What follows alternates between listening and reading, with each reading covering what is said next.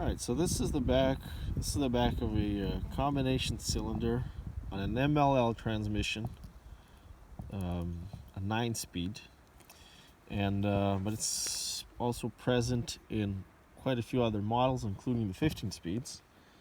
And I'm going to show you how I remove the insert valve. So if you look at the manual,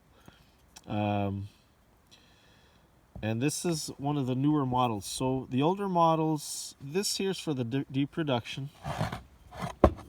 So this goes on the back of the large piston, and here there's a smaller piston. The smaller piston is for the deep reduction, and the bigger piston is for the low and high range. Now, see that one back or piston cap has just a big hole, and this one has all these little complicated things. New guys just trying to fuck us up, really. That's what it is. But the air goes in through here on the high-low range. Very simple.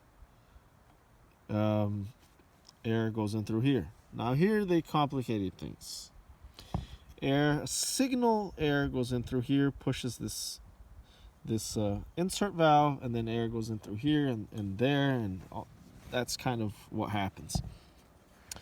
So the previous models, the older models, the back of this piston used to be the same as this, just a straight hole with a deep reduction valve mounted on the dash.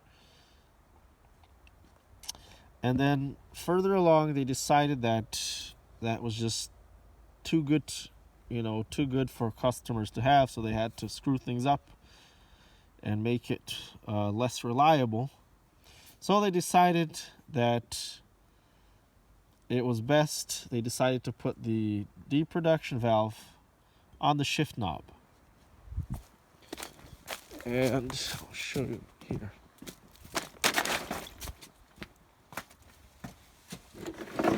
Like this. Where is it? I think there. So one is for the high and low, and this is for the deep reduction.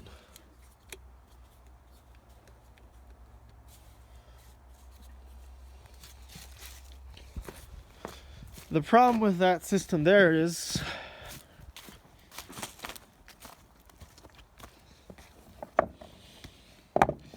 instead of getting straight air, it has to go through these O-rings, and I'll show it to you in a second. So I just took out the back cap here. So this is not really a plug. This goes on top like that, and then the actual air goes in through the bottom here. And I use the tap on the bottom like that to just tap that thing out. Now that I can reach it, I'll make a surgery. There. So that's the famous insert valve. As you can see, there's a little bit of crap, and it's still in good shape. But if one of these O-rings goes bad, the transmission shifts out of gear. So just imagine how catastrophic that could be. A $2,000 transmission plus the cost and time and the labor of changing the auxiliary, or potentially the whole transmission, in the hands of a flimsy, shitty little O-ring.